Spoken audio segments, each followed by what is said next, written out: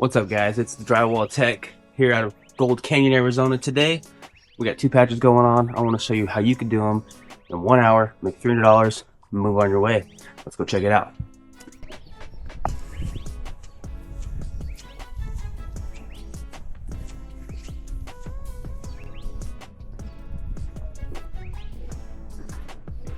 The two patches, pretty straightforward. They had to cut them out, something with the gas line, but they had to cut them out. Luckily, they kept them here. So we're gonna put some tape and plastic down, take out the pieces, measure for wood backing, put them back in, tape, float, and give them the Arizona skip. Now, first things first, get your tape and plastic down. Don't be a dirty bum. All you gotta do is lay some tape on that base, tear out a big enough piece so you don't make a mess, put it down. Now, when I came up here with the plastic and the tape, I brought my tape measure. You already know me, I like to keep my visits, or my trips up and down the driveway short and sweet. So I realized when I took the tape off, I was like, oh, these pieces, they don't need any backing. There's already wood on each side of them. Lucky me, right? But whoever fixed this before, I believe she said she had some handyman, probably the Gilbert handyman. Just playing, Ken. That's why I was a little built up on the mud, but it's all good. I just ended up having to scrape some of it off. So now when I came down on my truck, you know what I always say, grab what you can while you're there, right? Gotta save them feet. So I got my mesh tape, screw gun, screws, my drywall bench, and we're gonna secure these pieces to the framing that's already in the wall. Now, just because it's 5/8 drywall does not mean you gotta get the 5/8 screws. I've got some questions about that. These are just the 1¼ Home Depot ones. You know, don't worry about that gap. We'll pre-fill it with some mud. And by pre-fill, if you watch my videos, no, I do not mean actually shoving mud in there before I put the tape on. I mean shoving the mud through the mesh tape. I'm gonna start calling it Drywall Tech style. So that's what we're gonna do on this one, and then we'll get to taping. After you get the final screws in there, just because they patched it before, I'm gonna take my 6, just scrape off a little bit of whatever kind of compound or mud he used on there. I could not tell. But then when you put your mesh tape on, make sure it's half on the existing drywall and half on the piece that you put in. You know, I know right now it's a little different because this piece is already there, but whatever piece you put in, half and half. And you want to make sure to shove the mud through those holes in the mesh tape and work it back and forth. But I'll show you that in a little bit here. How to take the vent off so that way I can try to make it nice, clean finish on here. You don't want to just be trying to mud around every vent in there when it takes 2 seconds just to take it off. Now, just like before, you want to get your mesh tape on there, and when you got a big old gap like that, it's good to just try to shove some of it into the gap, like press it in just a little bit, because if you don't sometimes and you're trying to mud it, it'll kind of flare up on the mesh tape as you're scraping it down. So now, walk back down the driveway, take everything with you that you don't need anymore. Remember, time is money, y'all. So here we go, we got our pans, we got our water, we got our 5-minute mud. You know I like my 5 minute, especially on something like this. You do not need 20 minute. Even, I challenge you, even if you're, you know, new at it, try to do 5 minute on this, especially if it's right in the garage and you gotta walk up. So, you know I always got my gloves on. You don't want those chemicals seeping in your skin. Now I'm gonna show you the differences between these two pans. Look at that. So, on patches like this, when there's two like that, I'll bust out the big boy pan. So I'll get a couple sponges of water in there with the 5 minute compared to the little pan where I'm just getting 1 sponge of 5 minute. So it helps a lot. And if you're watching this for the first time and you've never seen 5 minute or don't know how to use it, make sure you check out my video. Put a little screenshot of the thumbnail here. I did a whole video on how to mix the 5 minute mud. It'll change your life, trust me.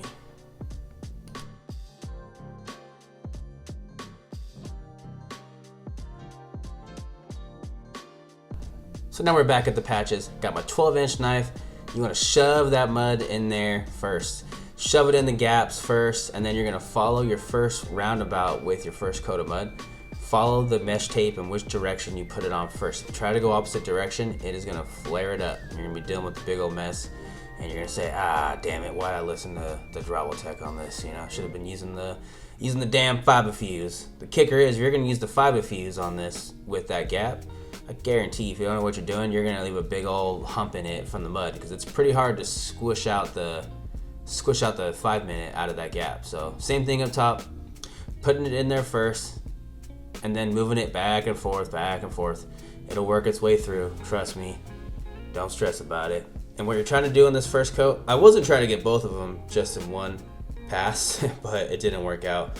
Because of the last guy's patch that he did on this, I had to bust it out pretty big and flow it out. But this first coat, all you're trying to do is just get a nice, basically like a nice, even, tight pass. If you do feel any kind of highs and lows in there, just leave your mud in there, enough mud in there, so when you come back and scrape it, it'll leave it pretty smooth. But most time, if these patches were about half the size of this, I could do it just in one pass, and it was pretty close. If this was just a normal piece of drywall, not the handyman patch that was done there before, probably would have been good. But like you see here, just making it even, throwing it on there, and as it's starting to set up, because it already is, it's that 5 minute, I was just going through, kind of smoothing it out already before I go wash my pan. Now, I know some guys keep a box on their truck or a bag or whatnot. I like to scrape the mud and throw it directly on the plastic itself where you're working it at. So that way when you're done,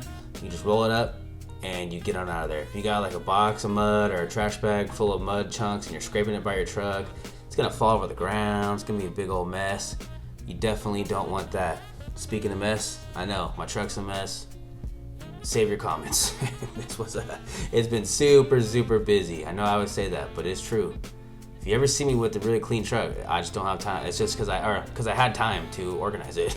So, and just like I always say, clean your pan right away, and then you can walk back up right away. That's the beauty of the 5 minute. So let me slow down a little bit so you can see what I'm doing when I'm scraping it. So, but first you want to sponge it and wet it a little bit to get the moisture in there. And as you get the moisture in there to kind of wet it up again, you can take your 6 or your 12 or your 10. And I like to go in one direction first and scrape. And you're gonna scrape all those little humps you see. That's where I shoved the 5 minute mud through. So I'll shove it on through there, then I'll come back and I'll scrape it. So even when you're scraping it right now, it's pushing it back in there. So you're gonna go through, scrape all the highs down, and you're just gonna be scraping it to be as smooth as you can. So that next coat, more than likely, that next coat is always just gonna be a tight coat, and then you're done. That's it, just a 1-2 punch, you know? You get that first coat in, sometimes that first coat gets it, but you wanna get that first coat on to make it smooth. But sometimes you have little gaps like this, and there's little highs and lows, so you gotta come through, scrape it like I'm doing now, then you come through with that second pass. And if you haven't joined yet, I do got a little membership program going where I'm doing members live only videos, and members only videos, and then member only lives where you can ask me whatever you want and I'll answer it for you. Some of the member videos I'm gonna be uploading here are gonna be, how I get to these prices on these jobs. Not these ones, these are pretty small. But the bigger ones are people, tend to write me and go, how'd you get to that pricing? Like, I don't understand. So I'm gonna start doing walkthroughs of them and really talk about like, okay, this is how I got to this and blah, blah, blah. So if you're interested, check it out. I got 2 of them. It's the Drywall Tech Brotherhood and the Drywall Tech Fam. For those of you that are members, appreciate you.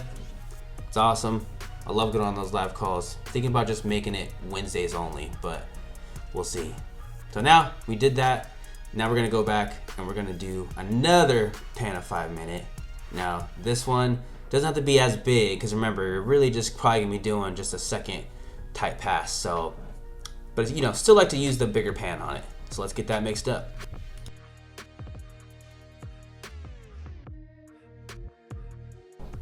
All right, now we're back for the second pass, and you can totally tell the difference on this second pass through. It's, especially when you're putting it on, it just kind of glides over it. But since from that handyman doing the patch on this, I have to bust it out a little bit. So if you see me pulling it out bigger than the patch, that's why I'm doing it. You don't necessarily need to do it, but I'm trying to make it smoother. So that's why I'm busting it out further. But you're just trying to glide over it and do a nice, smooth glide over it to try to fill out any of those highs and lows that you might see in there.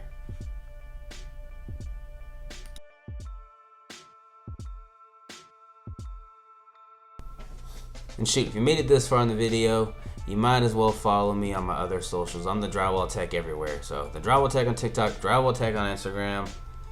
I'm all over the place. YouTube is my biggest one, I would say, for followers. And I would say, you know, an all-in-all content creation. But I'm trying to bump that Instagram up because I see some of these guys with like 30, 40,000, 20,000 followers on their Instagram. And I'm like, what the heck is this? I got like 400. Not 400,000, 400. So do your boy a favor, go follow me.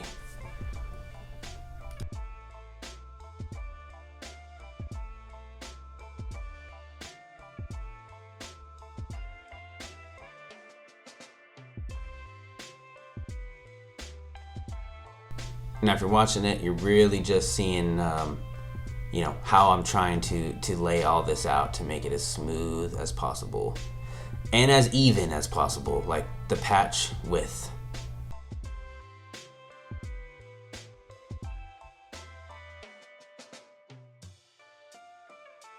And you'll get the hang of it more and more as you're running your knife across the patch itself. You'll see where those little, you know, dips are, those little highs and those lows. So.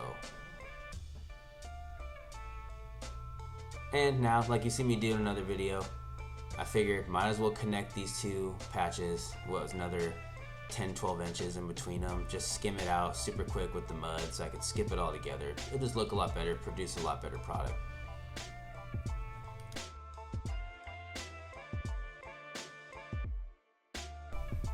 Now she is looking good. So by now I see it. I know that's gonna be about good, so it's gonna be ready for the texture mud. So first, wash out your pan, then we'll get the texture going.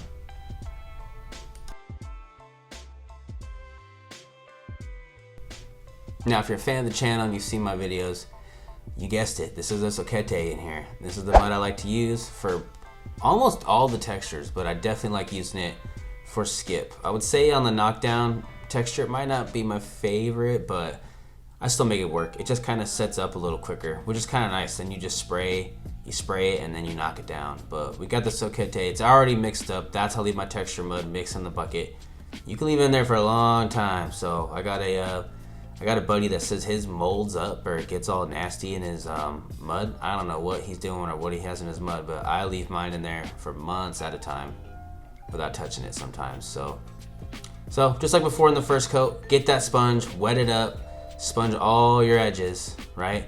And then you're gonna go through, just scrape down any of the, you know, highs that you see, anything that you see, especially with that light coming in right there on the wall was a pretty good, you know, pretty good lighting for me to just see where it looks kind of humped or this or that. So go through, scrape it down, then we'll add the texture.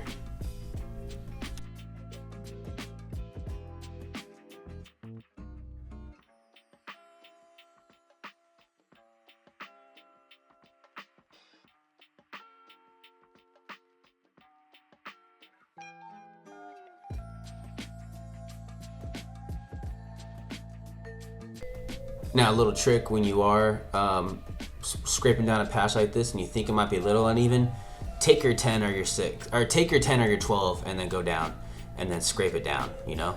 And so what I was saying right there with those knives is I'm using the bigger 12 to skip on it because the skip texture on this wall is a little bit bigger and thicker. And when I use my 6-inch knife, it tends to come out smaller. So this is the 12. I'm gonna go through, give it a nice fat skip throughout the patch, and then any areas that look a little light or need something else, then I'll take my 6, dip it in there, and kind of fill it in.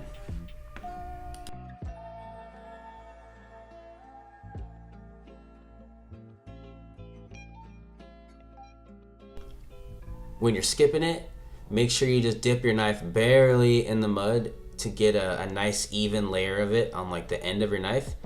And then when you put it on the wall, you're just leaning your knife and you're going down at the same time. Same consistent speed, and as you're going down, you're lifting your knife up. So this is what I'm going through with the 12 and just kind of flatten it out. You can see that spot in the middle, got a little big. I'm gonna scrape that off and redo it. And you see, I'm pointing out the big spots up top. Some of these suckers get pretty big. So now I'm gonna go to the bottom one and do the same thing. Skip it out, nice and easy.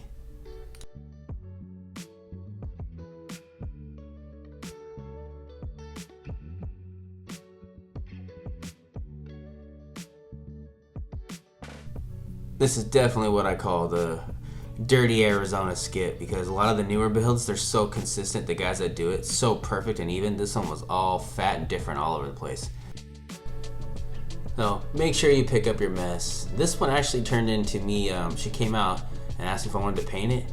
I said sure. I'll be coming back tomorrow to paint it, but she likes to park her car in the garage, so I'm picking it up and I'll be back tomorrow. And as always, I appreciate everybody watching, commenting, following, subscribing, and I'll check you next time.